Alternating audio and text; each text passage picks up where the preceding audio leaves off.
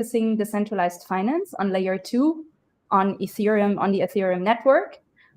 What that actually means it's so much cheaper than if you were to do it on Ethereum itself. So it should be also much more accessible. And today, Tobias will run us through how to actually get started on all of this. He will answer all of your questions, all the words that might sound very foreign because they come from terms from the area of finance. So yeah, I think let's get started. For those of you who want to really actively participate, we also prepared a little worksheet around the entire webinar, which you can find here. And you can follow all the steps that we will go through today. So first we will do a short introduction, obviously, of more of Tobias than myself. Then we will do a short introduction to DeFi. Also, let me share maybe my screen on all of this. Then we will talk a little bit about the product that he's been working on with his team, which is called growthepie.xyz, and how you can use it to, essentially analyze layer 2s. Then we will talk about layer 2 blockchains and very common DeFi practices. Obviously, you can ask questions at any time in the chat, so please don't hesitate, just ask. There are no stupid or weird questions, everything goes. And yeah, this is basically the kind of like flow we've prepared for you. Take a peek on the sheet. I will post it at a later point again. And let's hop quickly into actually introducing Tobias. Want to say a few words about yourself? For sure. Thanks, Stella. Hi, everyone. I'm Tobias. I'm like usually online Topsh, and I'm one of the co-founders of growthepie. And growthepie is like a layer 2 data platform, or we're serving the whole Ethereum ecosystem and really want to really make sense in this kind of more and more complicated ecosystem because there's so much happening. And we hope that through our platform, we actually can kind of make it easier to navigate. And my background is in product design, and so that's what I'm also doing. And I came into crypto like 2017 and kind of was able to merge two sides of, designing products and kind of getting everything running on a blockchain and really kind of focusing on this industry. So it's really exciting. And really excited to kind of share some stuff today with you. Like also kind of how you can really more easily get into this ecosystem to really understand, okay, what's happening, what can I do? And we'll do that in a very practical way. So I'm looking forward to that. Really, thank you for joining us. I think it's really important that more people also understand how DeFi is being practiced and what you can do with it to understand your full set of options. That's one cause for this entire webinar. But the other one is also to help people understand that even for you and I, like we seem quite knowledgeable maybe to people today, but we started at a very different point. We just shared before starting the webinar about how we got into this. And I told Tobias that, well, I bought crypto before understanding anything about Web3 at all. I bought my first crypto in 2017. I had no idea about the background of what Web3 could potentially do. How did this go for you? Like when you started first in crypto, like? It's very similar. I mean, like I didn't realize what blockchain, what it changes in the world in a way. I just I heard like, okay, look, there's Bitcoin, there's Ethereum, and I don't know, you can invest. I've always been like interested in finance as well. Like even my bachelor's thesis was about like finance and contactless payment, and of course that was my next step in a way. But then of course I got more and more interested in actually the projects that are running on blockchain, and then the whole thing started like down the rabbit hole. And you can always learn, and you learn day by day. So that's what probably also for this webinar is like anything that we do today. It's like, I don't know, I made so many mistakes actually kind of to be where I am today. And I lost probably quite some money with that as well. But I think it's also a good way to actually learn, it's like learning by doing and experimenting. and hopefully you can avoid some of these mistakes that the two of us might have done, right? But I think also that kind of don't be afraid. Actually, sometimes it's just happening with anything we do. I think. Yeah, we talked about this. No, it's like the worst things that happened to us. I think my worst experience was I was trying to be extra cheap on transaction fees. So I altered, the essentially validator rewards in MetaMask. Felt really cool about doing it. And then my transaction got stuck until infinity of being approved. So if a transaction gets stuck in your wallet, you cannot perform any more transactions, which is a really horrible feeling because I really didn't know how to dig myself out of this little grave. So I had to ask a friend, and then he sent money essentially into my wallet to push me out of this like being stuck area. And yeah, it's like all of us have these experiences where we've lost money, where we've definitely fucked up. So it's really good to know that. I think like no matter how knowledgeable people are today, we started absolutely in the same spot as you did. So don't hesitate on your questions. Want to get started? You good? For sure. Yeah, definitely. Okay, let me share my little sheet again, and also let me post it for everyone again who's in the chats, if you guys want to, go through it in your own time. So the first part, introductions, we're done. This is us. Most of you know me, so I will avoid making this a big deal. Introduction to DeFi. Yeah, what is actually DeFi, right? We all know it's like decentralized finance, but why does it matter? Why is it important? And why should it be important to creators? Like, I know we listed some points, but do you have a personal opinion on this, Tobias?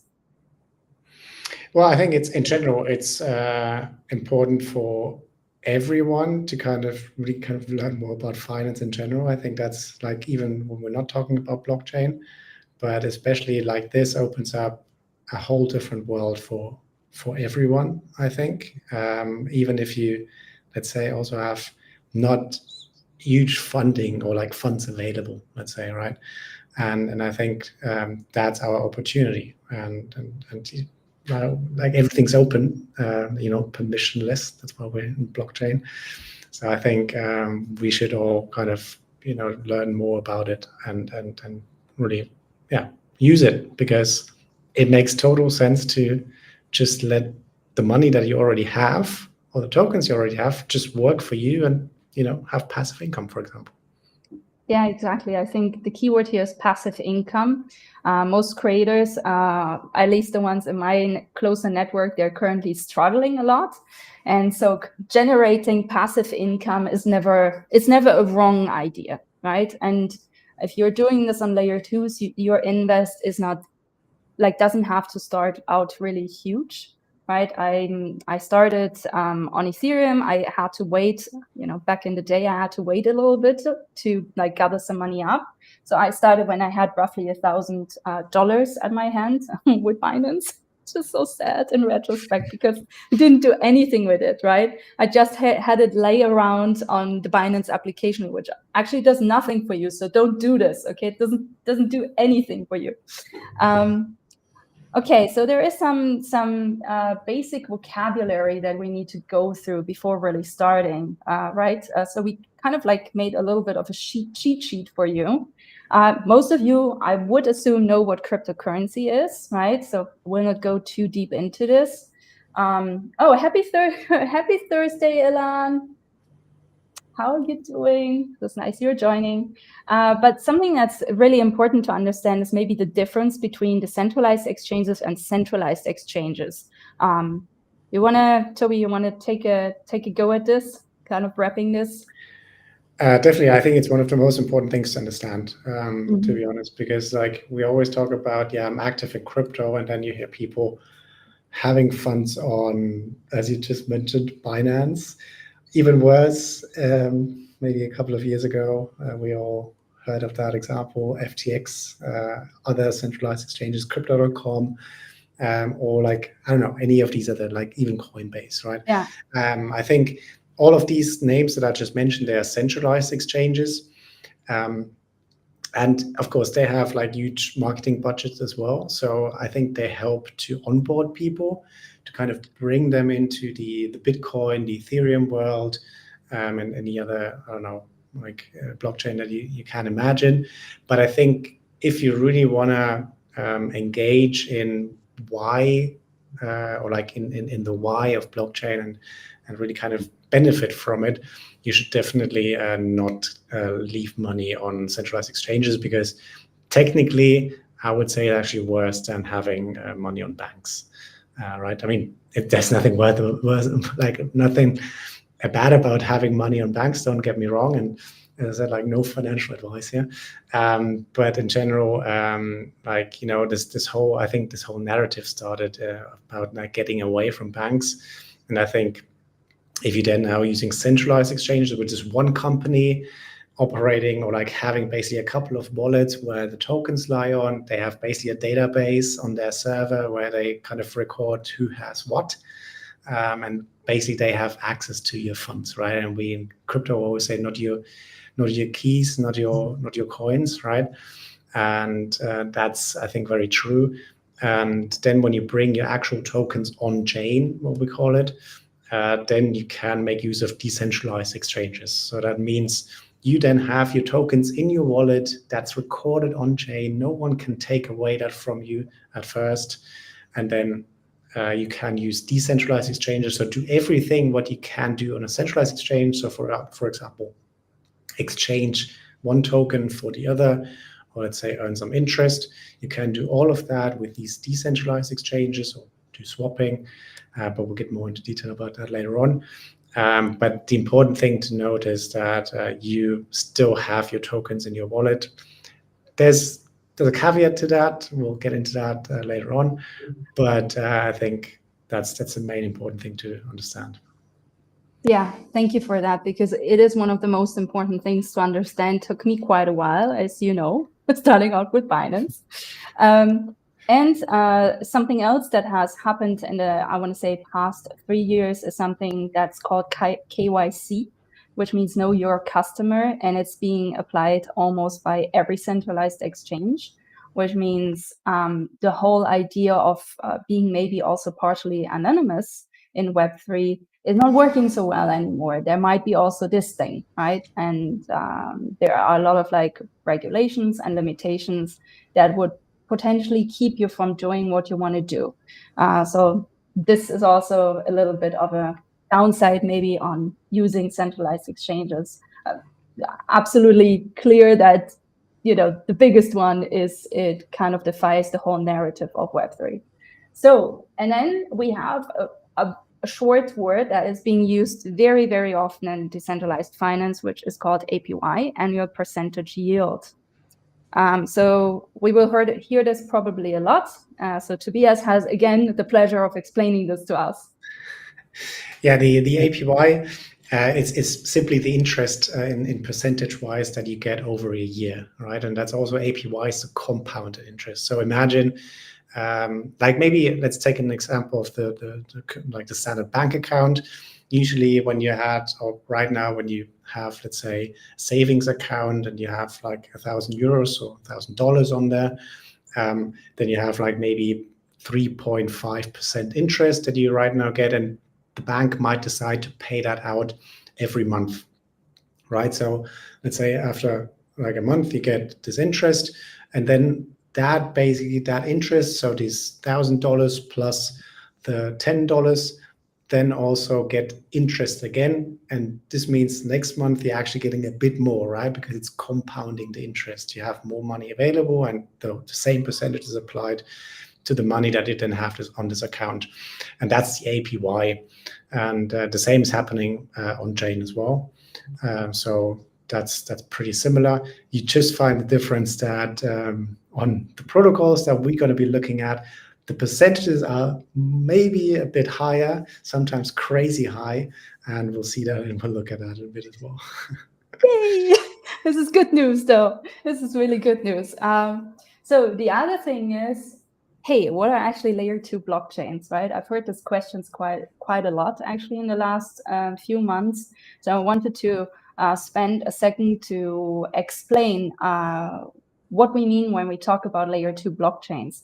So layer 1 blockchain in our case would be Ethereum, and layer 2 blockchains are blockchains that are being hung up, so to speak, under Ethereum. It's kind of like a little bit of a hierarchy. So they inherit, same kind of security and a lot of mechanics, but most blockchains then add their own twists, I want to say, to their systems, which make them work for example, something very specific, much better than Ethereum, not just cheaper and faster, but maybe also better for specific applications. So I think this is very important to understand. We are talking still about blockchains under Ethereum. So they are working in the same network. They're accessible with the same type of wallet. You're not suddenly going into a very different ecosystem. Just a very stable, secure one under Ethereum that helps you to perform your actions, your DeFi actions, or whatever you want to send on blockchain level, much more cheap, which is great, because there is a huge difference if back in the day I bought an ENS domain and it cost me, I don't know, I think the most expensive one that I've ever paid for was $250, which, thinking today after they changed their consensus mechanism, it's like, oh my God, why did I get my domain that time? But then again, I got an airdrop of ENS, so I guess I'm fine. But actually, funny story to that airdrop. Yes. Like when I claimed this airdrop, I had to pay, I think, $250 for one transaction to actually claim this airdrop. So that was the pain. Still, but we got it. That's true. At least I paid it for the actual domain. I'm so sorry.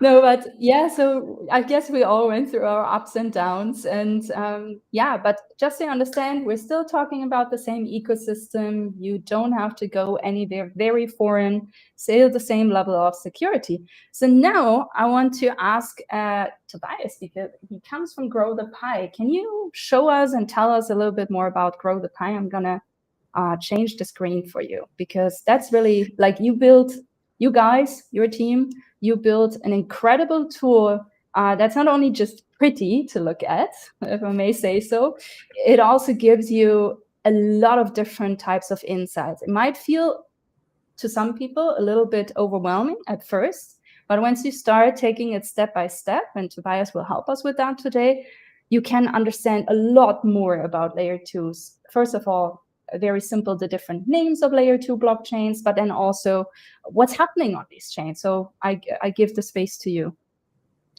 Thanks. Yeah, definitely. I mean, like exactly what you said, layer 1 for us means Ethereum, and layer 2 are the blockchains. So these are new individual chains that are building on top of Ethereum. And so basically, so what's happening, maybe a bit to understand why the fees are actually cheaper, and why we then kind of decided to actually build a whole platform around that, is that layer 2s came about because Ethereum had a scaling problem, right? I mean, these fees were so high because there was just too many people interacting on Ethereum mainnet, like back in the day. And the team, or let's say the core developers of Ethereum, then decided, look, how do we solve this problem? And they came up with a roadmap that said, look, we scale by actually enabling a roll-up based roadmap. Roll-ups are layer 2s. And so basically these chains then can, let's say, bundle transactions to kind of then send to Ethereum. And that's why for the end user, for us interacting on layer 2s, it's just much cheaper because we're sharing these fees with other people that are also interacting on these layer 2s. Imagine if you order an Uber right now, and for that Uber ride, you have to pay $20 because you're riding it just yourself. But now if you take Uber Share, where you have just 4 people sharing the same car, instead of $20, you pay $5, right? And I think that's the same logic. So basically, layer 2s are party chains, is what you're saying. Exactly. We're having a whole our own party, like on any layer 2. That's why there's so many, right? Because we love parties. Exactly, and that's why we built growthepie. And no, actually, because like the Ethereum Foundation back in the day, or let's say 1.5 years ago, but it's ages in crypto, said, look, it's too complicated. It's getting very complicated because there's so many layer 2s now, because the tech is there, people or teams can launch their own layer 2s. And of course, it's permissionless, so they don't have to ask Ethereum, can I build a layer 2 on top of Ethereum? They can just do it, right? Anyone can do it, even yourself. If you spin up your own layer 2 today, you can do that within a couple of days nowadays. Let's make a blockchain, Tobias. Let's make a party blockchain. Totally, like the Alana blockchain as well, right? That's we had this discussion. No, not now. Yeah, let's postpone that to later. And definitely, it's getting complicated, and that's why we built growthepie, because we say, look, there's so many more users coming to Ethereum, and that's why we also need more layer 2s. They have their place, they have a value proposition, but it's getting just very complicated for users. And what we just show here on especially the landing page, it's a couple of data. So let's say, don't be scared by a couple of charts, because it's actually not that difficult to understand. The layer 2 weekly engagement is just how much are these layer 2s actually being used, and what's the activity on the whole layer 2 ecosystem right now, building on top of Ethereum. And as you see, it grew a lot from September 2021 on to now. So we went from, let's say, 2,000 active wallets to now last week 7.5 million active wallets, and that's distinct active wallets, right? And did you know, I found out, I think I told you yesterday, that just in the first 5 months of 2024, 91 billion new crypto wallets have been opened. Yeah, crazy. It's an insane number. So, okay, please go ahead. Yeah. Sorry. Yeah, it's crazy. We always have to be careful as well, because there's also a lot of bot activity, right? So that's the other thing that we always have to keep in mind, because of course, these bots can then spin up their own wallet because they have the private key then, and they are active on these layer 2s. Especially that's the case for airdrop farming. And I think that's what's also in there, but also it gives us a rough idea still. Okay, what are the actual real people having a real wallet or setting it up themselves and then interacting on these chains? And here's a table of the different chains that we have listed, or let's say these tend to be the biggest. Let's say there's another, if you want to get more complete and also have a more, let's say, risk assessment around all these different layer 2s, because there's always risk in using them. Maybe we'll add some more details about that later on. Then you can also go to l2beat.com. L2beat has a very complete list of all the new and smaller layer 2s launching, because we focus more on the ones that are a bit more established, that have activity, because we actually show these metrics that are around, transaction count, stablecoin market cap, etc.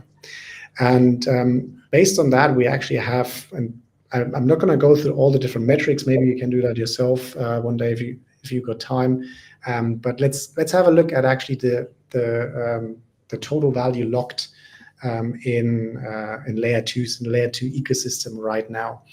And as you see, when we actually go back in time, so we start tracking layer 2s on the 1st of January 2021, because that was around the time when actually a couple of different layer 2s came to be, right? They were developed and launched. So one of the first was actually Loopring, and also Rhino.fi, and Rhino.fi actually we're going to be using today as well.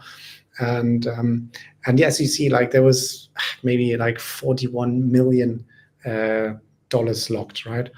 But now when we actually go up, so you see there's more and more chains coming to that, and you see there's Arbitrum 1, there's OP Mainnet, there's Immutable X, and there's many more, Starknet, and now it's kind of in 2024 basically it got crazy, right?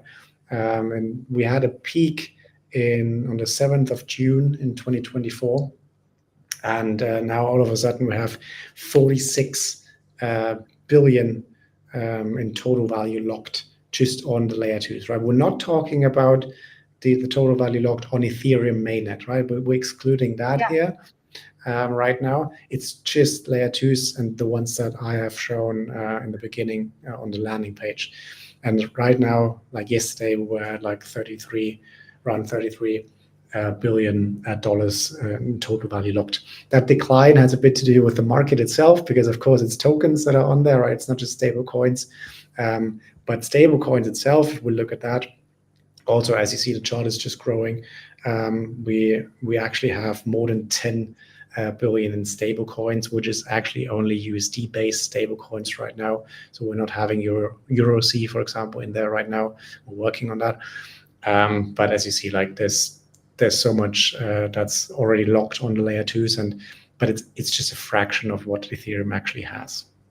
Yeah, it is insane. Total value locked is also a term that you will hear in DeFi being used very frequently, usually with its short name, which is TVL. So look out for it. Now you know what this means, total value locked. It means what is actually locked on a blockchain level on these different chains. And this amount, it's insane. It's numbers that are hard to imagine. I remember a video from a few years ago where someone showed in little rice corns, how much Jeff Bezos actually owns, because people were like, they couldn't imagine this crazy amount, right? And so look at that video and then compare, and then you will have maybe a different visual understanding of how much money that actually is, because it's insane. Okay, yeah. Cool. And at the same time, like I'm always saying that, because we of course want to grow the whole industry, the actual whole industry is still very small. Right? If you like, you could just quickly, maybe as an understanding, like you could look at the different chains which have a token, and in terms of their market cap, and actually it's still pretty small, right? Because if you take all of only the tokens that we have right now, it's also by coincidence, actually, it's like roughly, okay, it's 11 billion in tokens of like market cap with these layer 2s, but the whole crypto industry right now is roughly around $2.1 trillion right now. And as comparison, Apple as a company, for example, Microsoft, they're actually more than 3 trillion worth, right? So one company is actually bigger than like the whole crypto market. So as you see, like there's so much potential for growth, and that so many more people coming. And I think that's also our drive, why we built growthepie, because we want these people to come in, and we want this industry to succeed as well, and of course make it understandable as well. And yes, and also it helps maybe also to understand, because it is still a young industry, and people always are kind of afraid, right, when they see fluctuations and tokens. The reason is that extracting value from this space actually still has a huge impact. So my recommendation is also, if you're trying to participate in DeFi, leave your money in DeFi. Try to use money that you're not trying to off-ramp to bring back to fiat if you can, right? Because every time you extract value, it will show an impact on the space. And since it's still young, it is also vulnerable of sorts. So we can grow it together. Let's try and not extract too much value, right? Only the kind of value we really need to extract. We actually made a little paragraph on our little sheet as well, because we thought it was really important to explain it. So while these numbers still insane to me, they're still insane. You're right, it is it's still not big enough. And this is also why we're doing the webinar today, because we hope you guys find this valuable and will join us in this space, and make it bigger, make it cooler, make it more us, more us than them. Kind of thing. Exactly. I totally agree. And also I would add one important thing, is just keep your funds also safe, right? Just not just keep it in like in the system, let's say, but also keep them safe. And I think that's where it helps to understand there are bigger and smaller layer 2s, because anyone, as I said, can launch a layer 2, and you don't want to have your money and maybe all your money, like maybe don't do that, diversify. Don't do that. Don't do that. Just diversify on different layer 2s that have a reputation as well, right? And that's also our aim, that we also kind of just list layer 2s that have kind of a reputation and that have also a risk assessment. Again, that is like a good resource for that is L2Beat. And actually also when you, for example, look on Arbitrum 1, which is actually like next to, let's say, it's actually the biggest and most well-known layer 2 maybe. You could also here on the single page, so you go down to single chains and then select Arbitrum 1. And then you can see the risk assessment, which means, and you find a link here to L2Beat, which also says, look, this Arbitrum 1, this chain is actually, it's very, like the pie here says it's very green, right? Which actually means it's very good because people can actually not steal your money, for example. And I think that is very important also to always keep an eye on if you're interacting with any protocol, with any chain, really tend to consult other platforms like L2Beat, like growthepie, or many others, what is actually safe, and they can learn, okay, where can I actually put my money on, and not just go for the higher yields or let's say the potential for growth. Yeah. But I just got this question here in the chat by Darja. Any advice on book sources to start learning about this whole crypto world if I'm a complete stranger? So if I may, we actually included some resources on the sheet that I shared before. If you scroll all the way down, there are some resources. But also actively joining a learning community like Alana can help a big deal. And of course, I'm biased. This is why I sent you also the Alana article series on everything blockchain. But yeah, I don't know. Do you have any specific advice that you didn't already add on the sheet? To be honest, no, get like really involved in crypto. I would say it's like we have, for example, Binance Academy linked as well, because I think these are very good resources as well. Base has some as well. And it's really about reading more and more, also kind of following some media sites, maybe the block.co, for example. Decrypt is a nice page. Really follow the news pages, because there you really see, okay, how to interact with it more and more. Or even on CoinGecko. CoinGecko also has some introductions, which might be easy to understand and nice to use. Very true. These are all good. Back in the day, I think, I used all of them and beyond. I think it's about finding your mix of resources as well. So you start reading an article and you're like, this is like, I had to start 5 times from the beginning, and it's probably not the kind of article you want to keep reading, right? So you switch to the next platform. And in learning communities, they are very helpful because most of us have gone through a very similar cycle. Okay, very nice question. Love to hear thoughts about that as well. So we just answered, guys. We just answered. Okay, you wanna show us some more, or should we go into DeFi actions? I want to show you like one thing before we start, actually, because it's really about so again, why are layer 2s there? And it's about them being cheaper, right, compared to Ethereum. So when you actually see, like on our dedicated fees page, it's fees.growthepie.xyz, you actually see like it's actually very cheap to interact on the layer 2. So for example, we are going to be using Base, for example, and it's a median fee of 0.5 cents. So that's $0.005, right? In comparison, Ethereum itself then has 167 cents. So maybe if I switch to dollars, that's $1.67, right? So it's massively more expensive. So I think that's one of the reasons why we're now really using a lot more layer 2s, again, to scale. And then you can also really discover many different use cases for these layer 2s.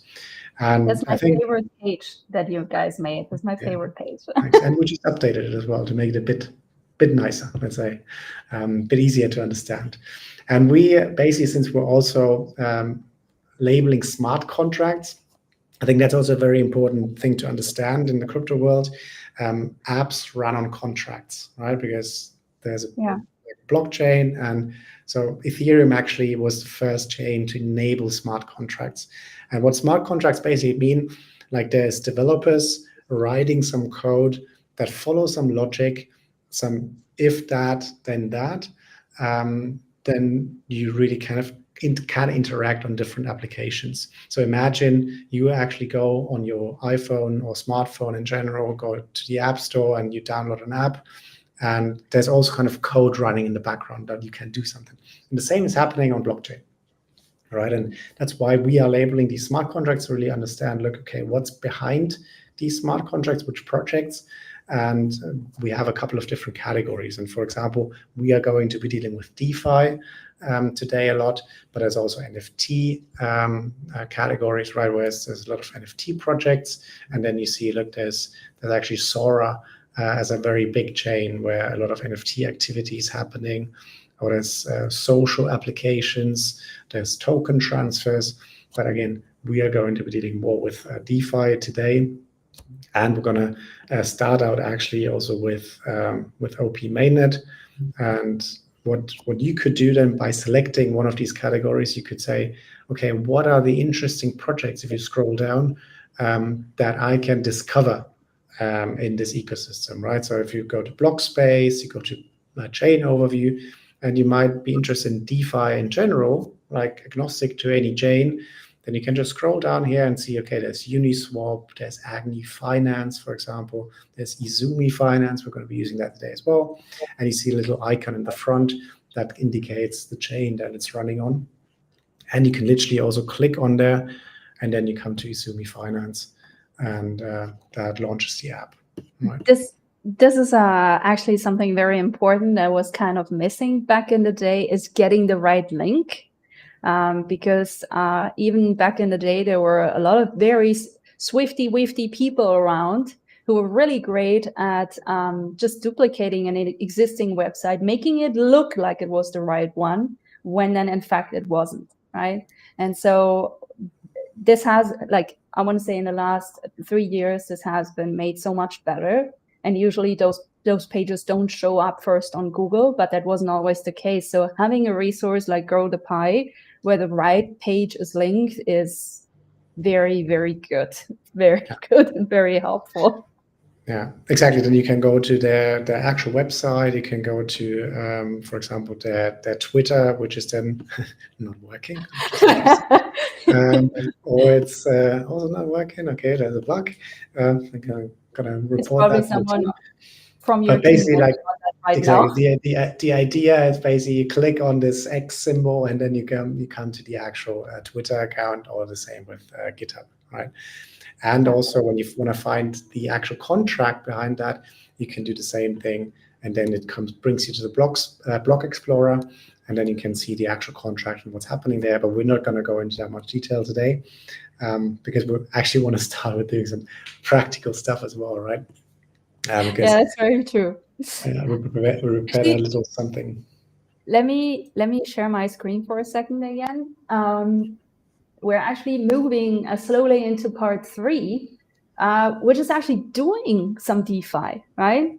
So Darter just asked in the chat, like, how do you get started? To be honest, yes, you can read a lot about stuff, right?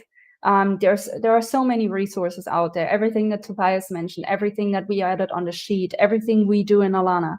But to be very honest, you only start learning and you start losing your fear by doing. So this is why Tobias and I said, you know what, we're just going to do this today. We're just going to show them how it's being done. So before the webinar, he created a new wallet, also a new type of wallet, in the sense of, I think Rabby Wallet hasn't been around for such a long time yet, right? Like a few years?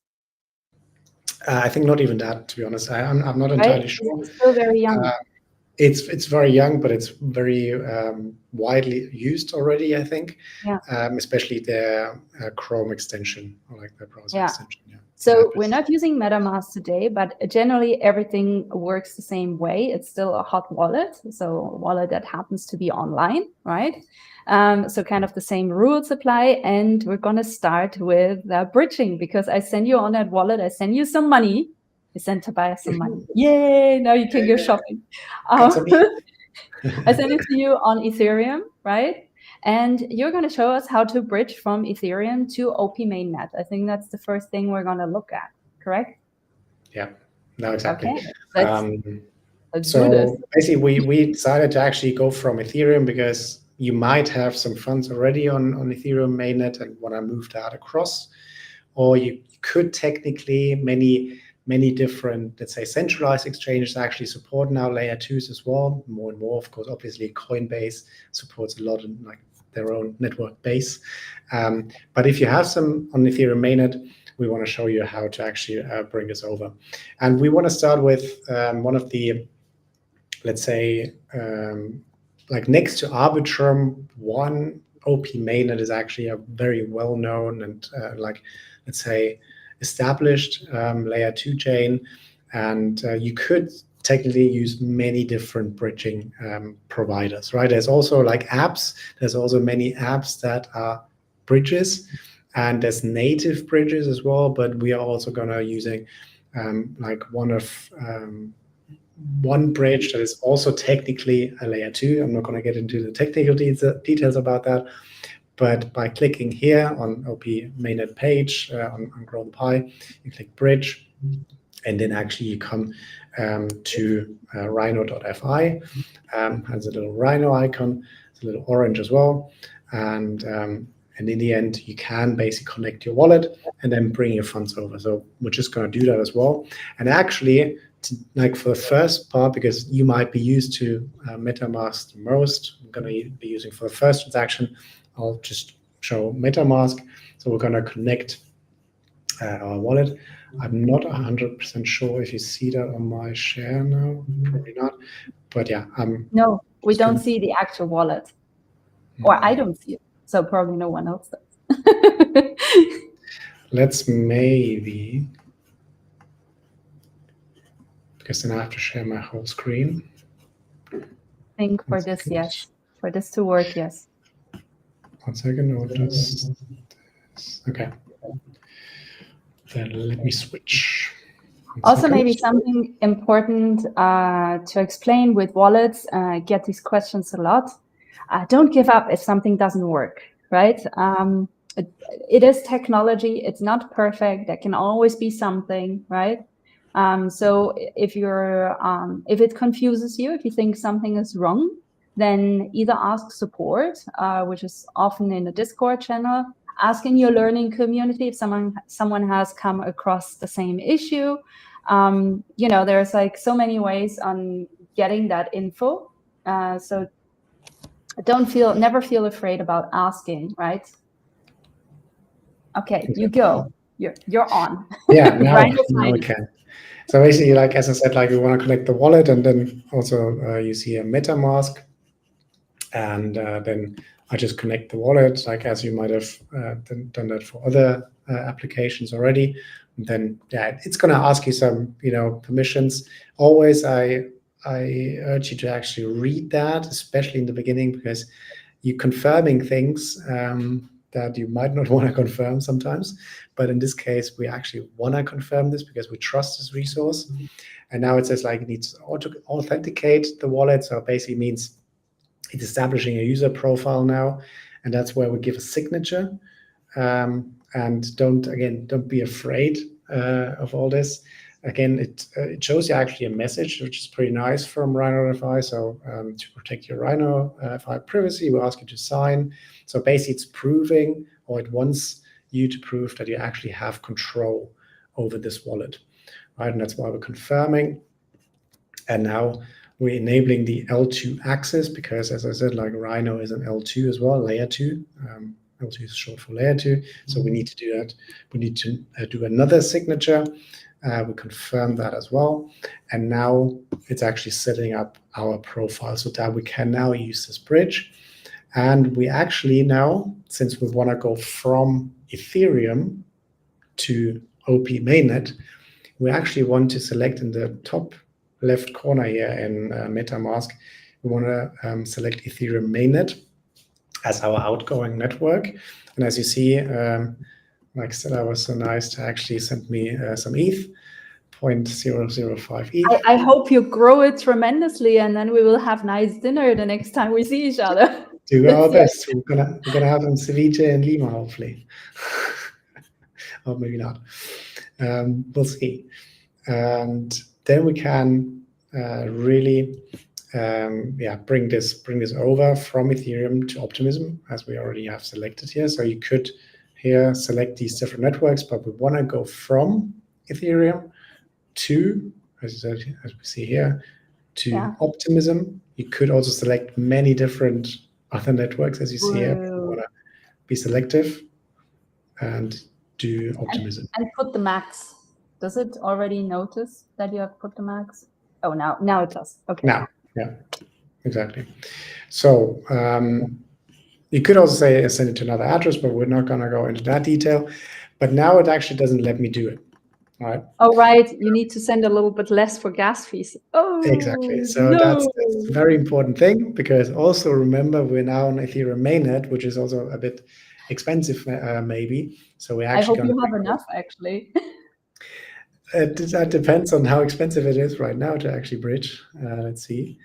We're gonna just go down a bit, and it is actually no. So far. 2. Oh my God, 1. Let's see. I'm gonna refresh the page. No, look at that. Okay, got it. Okay, now we just say, look, we want to bridge from Ethereum to Optimism. We click bridge, and now it's having this nice little animation. And of course, we need to confirm that now. And I see it. It's fine.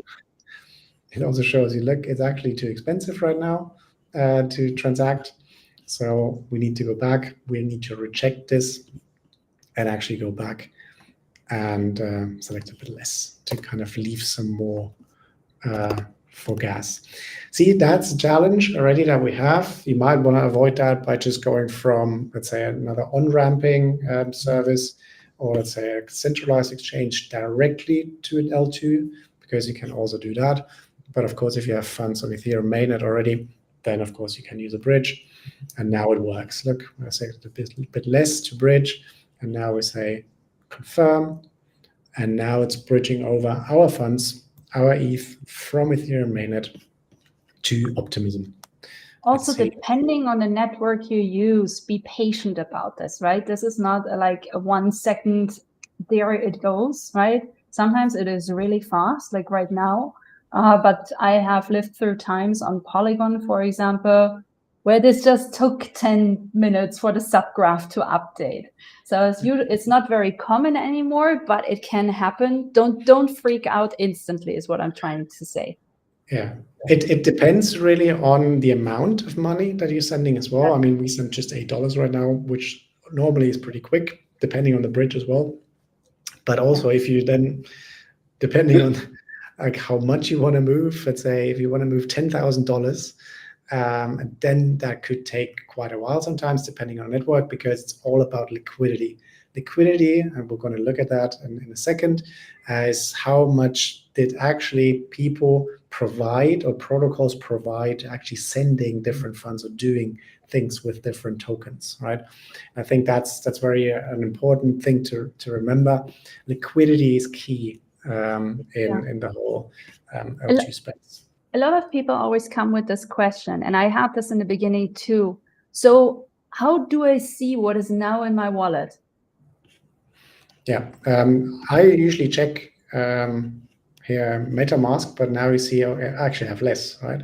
So that's where I could actually, or I need to switch to network, which is very important. And you see, oh, look, now network has 0.0029. So these are actually the funds that we bridged, minus the fees that we had to pay for this bridging activity. So we always have to keep in mind there's transaction cost. And of course, the bridging provider also wants a certain amount for their services, right? Which just makes sense. because if you're moving those money, were 2 pisco sour that went down the drain. Yep. Okay. Yep. Yemi has a question. What if you're trying to bridge from a hardware wallet like Trezor? Will the gas fees be lesser? No, I mean, because like since a hardware wallet is not holding anything apart from your private key, it's exactly the same. You only have one more step, because you need to confirm the transaction here in MetaMask, but then it will also send like a request to your hardware wallet, which is connected to your computer, and then you have to, like, be it a Ledger, be it a Trezor, confirm this transaction with a different device or with your Ledger as well, and then it will send the exact same transaction. So there's nothing cheaper or nothing more expensive just because you're using a hardware wallet. It's sadly the same. This is also why layer 2s are so cool, because it's nothing to cry about anymore. So as the amounts that Tobias and I went through years ago, because they were to cry for. Yeah.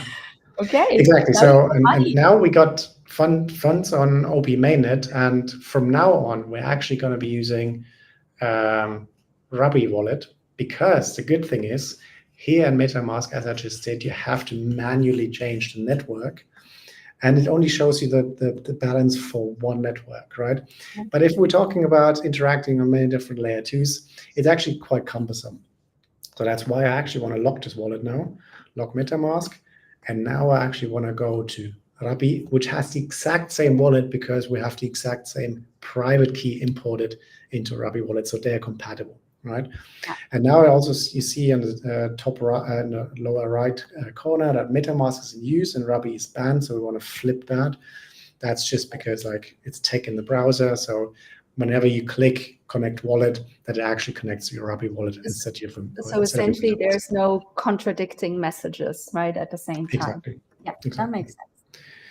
So now we would actually now do a swap, for example, right? So you got ETH on OP mainnet, and now there's many different applications, as you saw in growthepie as well, that allow swapping, for example. But we actually, just to show a bit like alternative applications that are out there, now want to use a very popular application, which is called Velodrome Finance, and especially that's very big in the super chain. The super chain is basically chains built on optimism's technology, I'd say in easy words. And what we now want to do is actually do a swap, right? We want to take our ETH that we have and we want to bring that into a stable coin, because we want to diversify, right? We don't want to keep everything in Ethereum, but we want to keep like some parts of it in USDC, for example. So what do? We now connect our wallet, and we select browser wallet in this case, and now it opens up MetaMask. What it shouldn't do. 1 second, I'm going to refresh, and now it's actually opening our Ruby wallet. This is maybe something good to mention as well. If you encounter any kind of issues, just like the one that just happened, hard refresh your browser. It usually solves like half of the issues that encounter, right? Hard refresh is control, and then click on your like little arrow refresh button for the page, and probably your problems will be solved. Okay, yeah. Go ahead. Definitely. And now we want to use, or we want to connect this wallet. So we click connect, and now as you see, it's signing in. So now we actually have to do another tab, because we're now again proving that we are the owner of this wallet. We're verifying. We're also agreeing to the terms and conditions, the legal disclaimer. That's nowadays standard, because they also need to protect themselves from any lawsuits and so on. So whenever you use that, you're self-responsible. So that's what you do with your signing of the wallet. I did that, and now we have our wallet connected. And as you see, also this app is running on different chains, but we have the right one selected that we want to use, which is Optimism. Right, and you see that's our wallet, that's connected.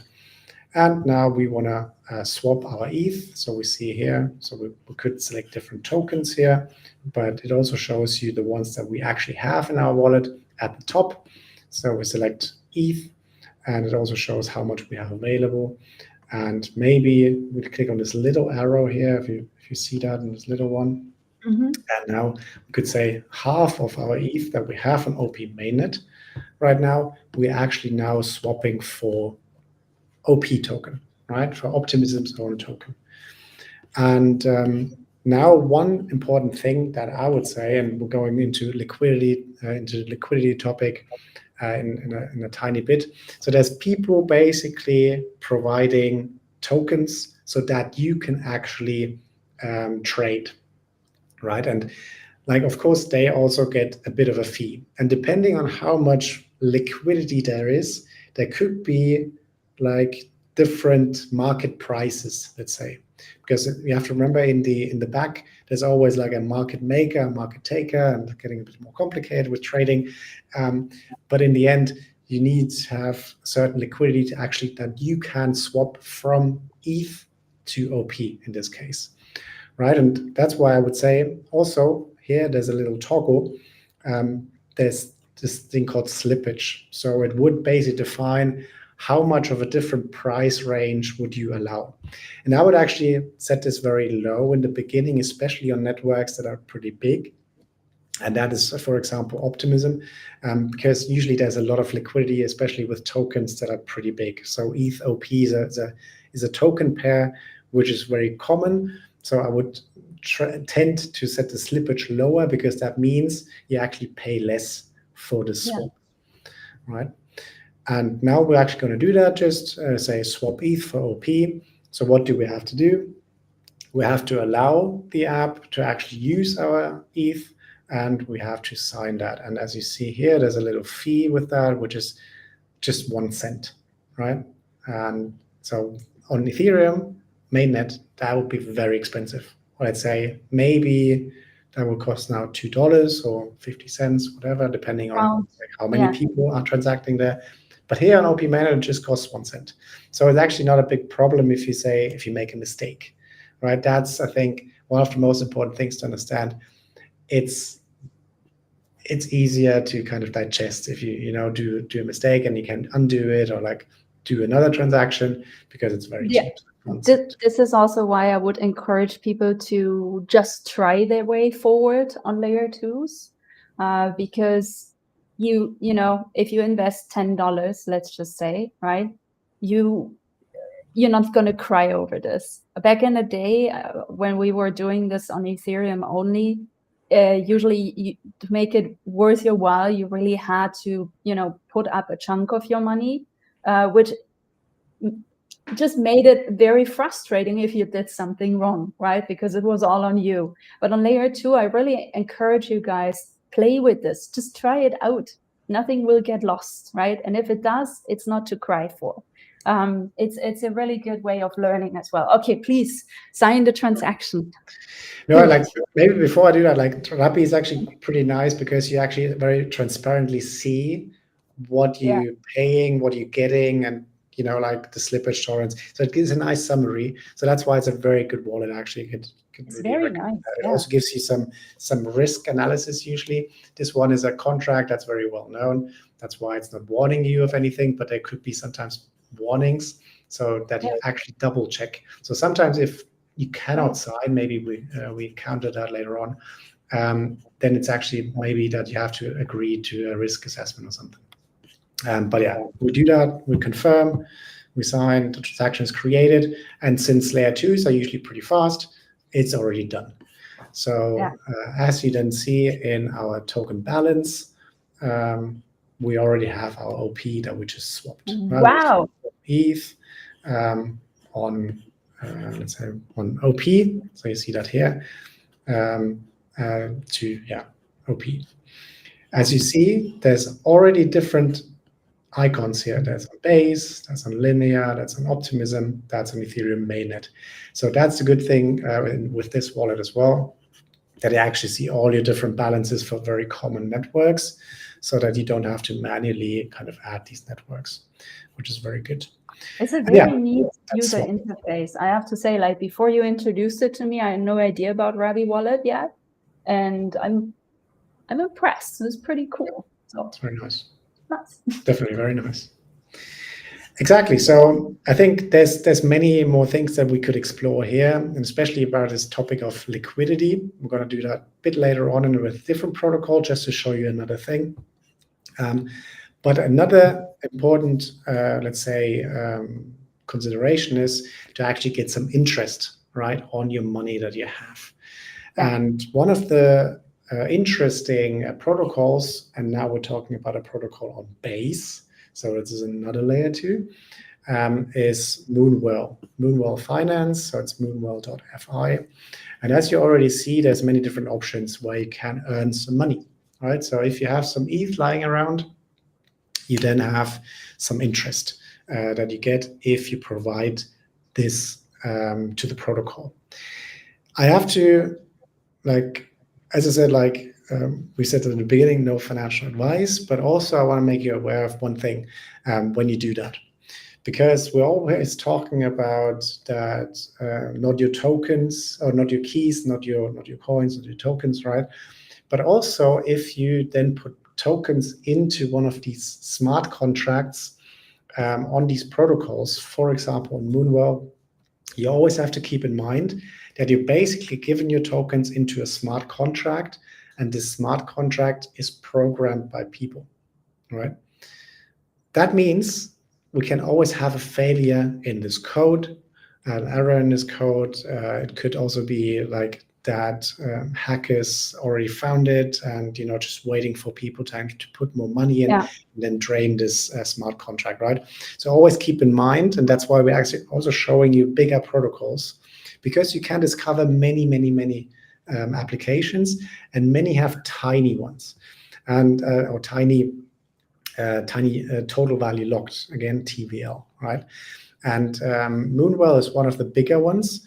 So I'm actually now want to check, where do they say how many total value locked they have? I don't see it right now, but maybe we'll find it later on. There's also this fabulous term called Dior, but just with a Y, not like the fashion brand. And it stands for do your own research, right? So if a friend tells you, well, this is super cool, you should, take your kid's college fund and put it in it. Don't do it. Just don't do it, please, right? As we discussed in the beginning, crypto is a really cool space beyond actually the financial aspect. But at the same time, it's still very young, it's still very vulnerable. So if you invest money that you have on the side, something where instead you would buy, I don't know, cigarettes from, or, do an expensive dinner or stuff like this, right? Don't start with money that's fundamentally important to you or your family. Please, please, please remember that, okay? And start small. I started really small. I started like buying small, okay? Do that. It doesn't hurt you. It hasn't hurt me until today. And I think this is the kind of recommendation I want to give. It's not directly financial advice, but it's like, be careful, take it step by step. Don't overdo it. It's fine. Yes, you will miss out on opportunities. So did I. Did it make me super poor or super rich? No, but that's not the goal. The goal is building up a little bit of extra layer, right? A little bit of Winterspeck, as we say in German. This is what the idea about this is, right? So don't overdo it. Take it easy. Okay, go ahead. Definitely. I mean, exactly. I can only second that. And like with this protocol, I'm using it myself. It has never been hacked, which doesn't mean it cannot happen in the future. But it's very well audited as well, which is very important. So always check if these smart contracts are actually audited by third parties. So then you can actually be, let's say, more certain that it's actually a very safe protocol to use. And what we're gonna just try to do now here is that we're gonna supply some ETH to get some interest, Whoa. right? Which is pretty high in this case. Dinner. I see how this goes. Exactly. So that until I'm back in Lima, hopefully we'll get some more money there. 50 years in the future. Yeah, exactly. Probably. No, exactly. So, but what I need to do first is, of course, I need to connect my wallet. And as you see, it's grayed out because I need to accept the terms and conditions again.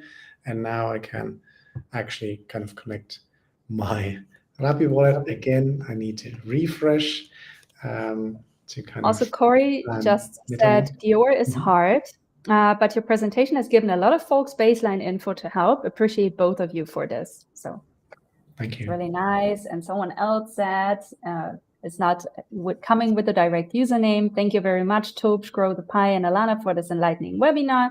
Very helpful to understand crypto context. Cool. But there's more, but I will blend them in successively. Very nice, and like to hear that. Perfect. Yeah. So now we're connecting our wallet again to this protocol, and as you already see, it actually says, look, in order to interact on Base on this chain, we need to switch the network. So we just click switch network, and since we're using Rappi is very user friendly. It automatically does that for us in MetaMask. This would have popped up another pop-up where you exactly confirm the switch of the network. Rappi does that automatically, and now we can say, look, we already see we have 0.05 ETH available on Base, because Stella was nice actually sending me some more money on Base, so I don't have to bridge. So now what I'm actually going to do is that I'm going to put in all the money. I actually know how to do that, because I always have to keep in mind. Wait, because if I did that now, it would actually not go through, right? Because you always have to keep in mind we need something for gas fees on blockchains, right? Because we're always kind of transacting. So we need to keep some ETH, in our case, on the chain, actually kind of, always kind of do these transactions. So what I'm again going to do is just going to, leave some space and say 0.004 ETH that I'm supplying now on Moonwell. And I said deposit. Most importantly, maybe to remember is you always need a little bit of ETH on any blockchain, a layer 2 blockchain you're interacting with, because this is how you pay the gas fee. So it's great if you have a lot of stable coin, but usually you can't pay gas fees with the stable coin. So please make sure to always have ETH, right? And the second part is, I forgot. Let's go. Very good. Exactly. So like now we have another transaction, right, that we need to confirm. And what's interesting here in this case, because it says like in green plus 0.0040 MW ETH, right? So it always works like that when you now provide ETH, which is a token, and you provide that to a protocol.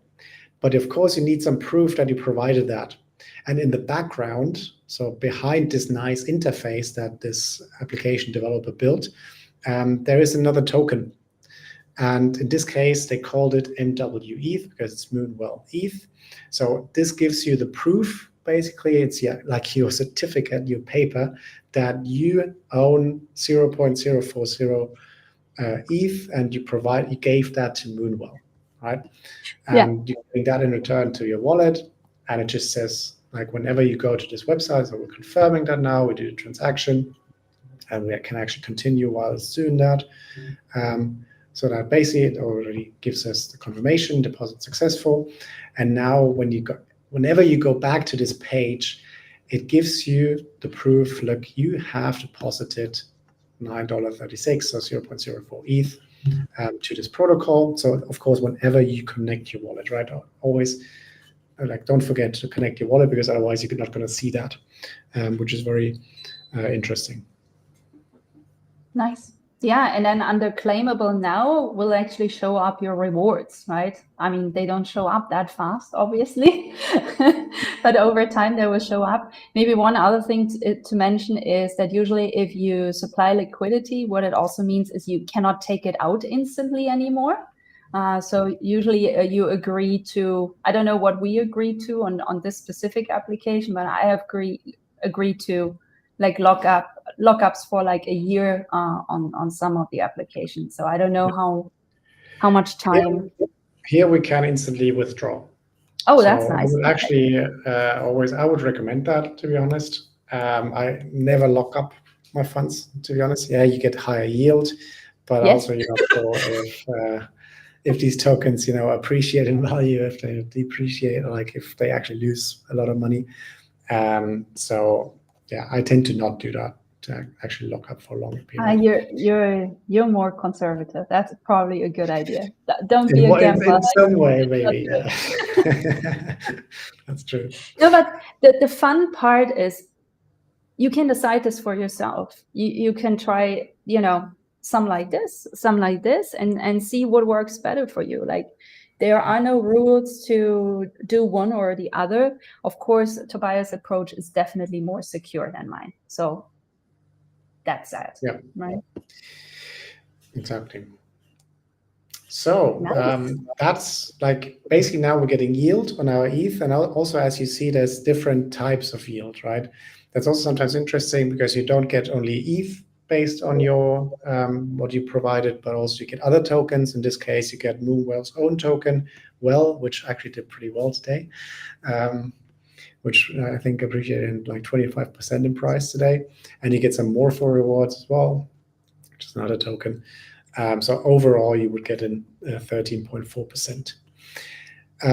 One more thing, and I actually just going to show that really briefly, is that there's other protocols on different chains that you can also use, which then gives you the ability to actually provide liquidity. And liquidity is basically what allows people to swap, right? So the thing that we did in the beginning on OP mainnet, on Velodrome, basically in the background, people said, look, I actually going to provide this pair of ETH and OP so that other people can do the swapping. And you can do the same thing. So we're just going to do that really briefly. We're going to connect our wallet again. I'm going to refresh. Need to refresh the page again. And now we're actually on Linear, for example, which is another layer 2. It's actually made by Consensus, so which is also the maker of MetaMask, for example. And now you can provide liquidity to one of these pools. So we call them liquidity pools because technically there's always kind of two tokens swimming around, right? It's like the ones that are defined here. So let's see, we're actually going to sort by the highest liquidity. If it's working, maybe it's not working. Let's see, I'm going to refresh again. Really cute. In this case, it's not working. But for example, look at this pool, which is USDT like wrapped ETH in this case. That's basically ETH, just a bit like different token. And then you see also an APR of 1.81%. So what you could do is basically now you can swap your ETH that we have into USDT and wrapped ETH, and you get 1.18% on APR. APR is basically APY, but without the compounding. So we explained APY. So technically, if you just leave it in there, you earn 1.81%. If you take out the rewards and put them back in, you then increase your APY, which you can also do manually all the time. So what we then could do now is provide actually this liquidity. And for that, and which is like, I'm not going to do that right now because it's probably taking us quite some time. But what you can do is basically now swap the ETH, what we have, half into USDT, because you always need the same amount of value to actually provide in these pools. And then you can add them to the pool, click create, and that's the moment when you start earning yield on this. So you wanted to add something there? No, sorry. I was just doing the hair thing. I apologize. And I was reading Corey's comment, so I'm going to answer to this quickly in the chat. Perfect. So that was a quick, like, really overview, like Izumi, for example, on linear. So as we said, like on growthepie, you can, if you go to block space, and then you can kind of discover all these different applications. Izumi would then be one that's running a lot on linear, which is very popular there. Zero Lent is another example that you can also run on linear, and kind of really like benefit from the yield there. As you see on this page, there's a lot of APY that's to be earned. It's 9.19%, and so, which is again follows the same steps. You always connect your wallet. You approve that the tokens can be spent on your behalf and basically kind of put into this protocol, and then you start earning the yield. I would kind of, before we actually finish, do one more thing and show you, which is like probably the part in DeFi which is the, let's say, the least riskiest, and which is staking, which is also good for the network. I actually I went ahead in the chat and I posted this here, which is, please copy this link from the chat. It is essentially an article that we wrote at Alana about staking and liquid staking, because it is in fact the most easiest to start with. Yeah, let's do it. I think this is an important one. Yeah. Exactly. So that is one of the things where you could earn yield in the, let's say, as I said, like least, like it has not as much risk as, you know, using protocols, what we just showed, because there you always have the smart contract risk, as we said. And in this case, when you stake your ETH, so you're securing the network. So that means the network gets more decentralized, which then helps Ethereum to actually, you know, be what it actually set out to be the whole time, being a very decentralized network. And one of the providers that I can recommend, like one of the most popular ones, probably Lido.fi. You might have heard of that. But if all people using the same protocol, it's then again centralizing. So that's why you should also kind of explore different ones. And Rocket Pool is another one, but still very secure. So we're going to just try that and say launch. And also we're going to see if we can actually do that now on a layer 2, right?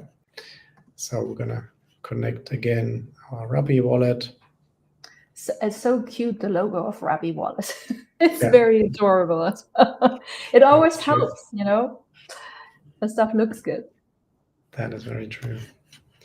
So let's see, did it work? Did it not? I think it worked.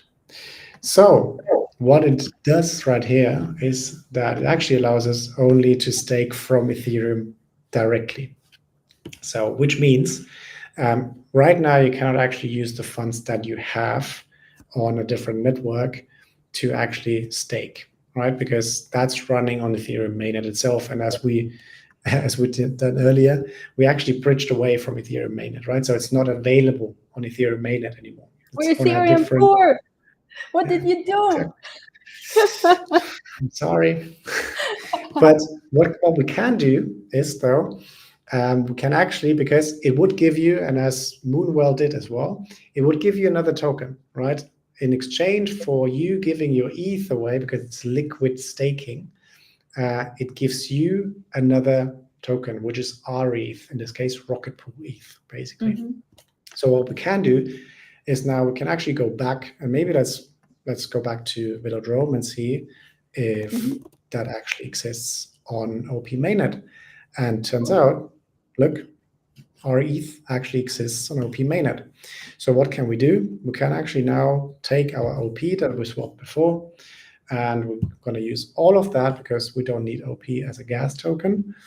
And now we want to stake ETH, right? And basically, like, without actually going through the route of, you know, having, or like buying ETH again and then going to Rocket Pool on Ethereum mainnet and then staking, we can just swap the token directly because it's the same thing. Or it just says, look, that ETH that you provided is now actually our ETH, and it's helping Rocket Pool to secure the network Ethereum mainnet. And that's why we're just going to do that. I'm going to allow Velodrome in this case to spend our OP that we swapped previously. I'm going to sign again. And now the allowance will be granted, as you see. And now we can swap the OP token for our ETH. And we sign that message again. Bridge, swap, stake. And it's done. Exactly. And now you have our ETH in your wallet. And with that, you're securing the network. It's as simple as that, basically. And we outlined that in our document, in the overview, all of that. We also kind of gave you some links with it, but also as a little reminder. So when you go to growthepie, you can really go back to kind of here on the left side, block space, and then DeFi is by default enabled. And then you can just go through all these different protocols as you see here, and then just try them out. As I said, look maybe for transaction count and a high transaction count, because then you can be sure, look, it's actually a network that's widely used. So you can be sure, look, or let's say be more sure that it's a trusted network, but also always kind of do your own research again, which is just more secure for yourself. Okay. Well, sorry, the chat has been busy, which is good. Yes. Good sign. It's good news, I think. So yeah, we came to an end. Thank you for showing us all of these different cases. I think something you could, as Tobias said, something that you could get started with is, instead of, for example, some of you might have their coins, their tokens on Coinbase. I've heard a lot of people started using Coinbase. Get it away from there and do what he did. Bridge, swap, stake. This is how you can get started, right? And just play your way forward. Don't do it with everything. Do it with a small amount, right? And just experiment. Don't put a lot of pressure on yourself. And if you have questions, you know where to find Alana, obviously, right? But also there are a lot of recommendable learning communities out there besides of Alana. I have to say, right? I'm obviously biased, but I have to say there's also others out there who have been doing a really great job at, taking people's hands along the way, because this is what you really need. You need a community, a friend who's on your side and who will help you get started, right? But we hope this webinar did help you a big deal, honestly. That's why, I poked Tobias to do this with me, and thank you for doing it. So we have one more thing, which is off-ramping, right? So there's two words that you will hear a lot when getting in touch with crypto is on-ramping and off-ramping. On-ramping is essentially a process of getting your fiat, your real world money, so to speak, into the crypto space, right, on blockchain level. And off-ramping is the exact opposite process. So you bring your cryptocurrency back into fiat. As mentioned, if you can avoid it, and if you want to help this permissionless and gray type of new economy to grow, then try to avoid bringing everything back to fiat. Okay. The way I do it, because people are like, always say, how do I pay rent? Obviously, you should not even spend your rent money necessarily in crypto. But that said, actually, when I buy something like a service or something that's a little bit more specific, what I often do, I just ask people, is like, do you accept crypto? And you know what? 30% of cases I was successful with this, and people are like, yeah. I'm like, okay, cool. Can I send you this in crypto like today? And they're like, great. And then you get your product to their house, and everything is fine, right? So don't be afraid of asking. There might be more people into this space than you would first assume. And if they say no, well, then it's fine, right? Just pay with your fiat money. It's okay. But yeah, this is why I have been framing, this is not Tobias, I have been framing off-ramping a little bit as an unword because it extracts value from the space, right? And we want to grow the space bigger and make it better for all of us. So it's kind of important to not extract all the value that you generate here from this space again. Just something to be aware of and keep in mind. If you have any questions, still time left to ask, so please do it. Grow the Pi team and Tobias have put some resources here together for you to start studying and learning more. So these are all great and very recommendable resources. So take a look. Don't overdo it. It's fine. 1 article per day or per week, right? Just getting started is important. And here is a little bit of an ask from us at the Alana team, because you guys know we do this for free and we want to do this actually more regularly, because now I'm just doing these webinars when I have like a slot of time to do this, but I would like to do it more regularly. So if you have a chance to support us in doing this more regularly, please do it and get the attendance badge for today. So we're not asking you to do it for free. Essentially, you would get a blockchain level attendance badge for today's webinar. And it's powered by Unlock Protocol. It's essentially minted through our own smart contracts. So it's very authentic, nothing more authentic than an NFT from the Alana wallet. You know, and yeah, this is the way you can support us essentially. And thank you guys for joining. Thank you, Tobias, for going definitely totally over time and doing a really great job taking patience to explain every step. Pleasure. You will. Yeah, thanks for having me. Like, really cool. Thank you so much. This means, like, personally, this means a lot to me, but I think you really provided a lot of value to a lot of people today. I'm sure people will watch this video over and over again to follow some of the steps that you did. This was quite insightful and definitely going to be checking out layer 2 wallets. That's great. Actually, Rabby wallet totally works on layer 1 as well. Right? Normal EVM wallet, yeah. Yeah, so it's just an EVM wallet. But yeah, I think I also downloaded it already because, I mean, after the webinar, I'm more convinced, but I already was like, well, I guess I have to look into this. Another wallet that I saw being like more highly adopted recently is Rainbow Wallet. So I also want to check out Rainbow Wallet. I think being in the crypto space automatically, like I'm easy at 18 wallets plus at this time. So it's fine. You will have a lot of wallets. As long as you have an organized structure for it, it's fine. Don't save your secret passphrases somewhere on the internet. So please don't save it on your Dropbox. Don't save it on your Google Drive. Don't save it on your computer. Best things to work with is actually something like Billfodl, which is a metal piece that can carry your passphrase in stainless steel. This is like super neat. If you don't want to invest in that, then, you know, write it on a Post-it and put it in like at least 3 secure places. This is like my personal recommendation. I don't know, Tobias, how paranoid are you in comparison to me? I'm not going to say where I keep my private keys. But you just find interesting places and that other people might not think of, you know, and maybe also split the words, right? That you make sure don't write all the 12 words on one piece of paper, but maybe half, and then or have some logic that only you understand, or maybe trusted people understand, maybe just yourself. Oh, yes, Corey's just mentioning this, right? It's like no screenshots on mobile in the cloud. Yeah, actually, a lot of people tend to do this. I'm like, what are you doing? Yeah. Don't do this, right? Listen to him. And yeah, Yemi, it is 18 plus, actually. I stopped counting eventually, but I have a very organized structure to keep track of everything, also all the things that I do.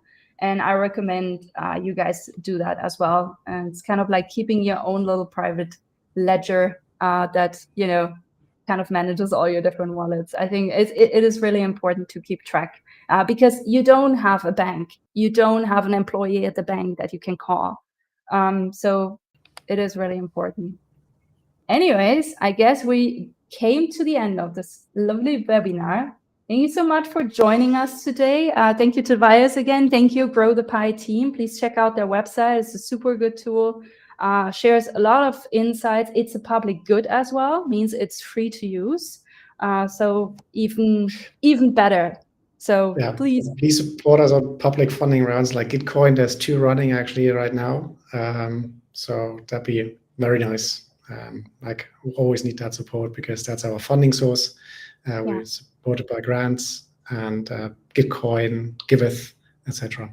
So yeah, you have to send me. I think I supported you on one of Gitcoin, but not the second one. So send it to me so I can do that. Yes. So it's always listed on the top of our page. Always kind of poking people. I'm sorry, I didn't see that. That's actually horrible. I'm such an unattentive person. Yeah, okay, I will check. I will check because I owe you big. So thank you for doing this, and goodbye, guys. Thank you. Take care all. Bye-bye.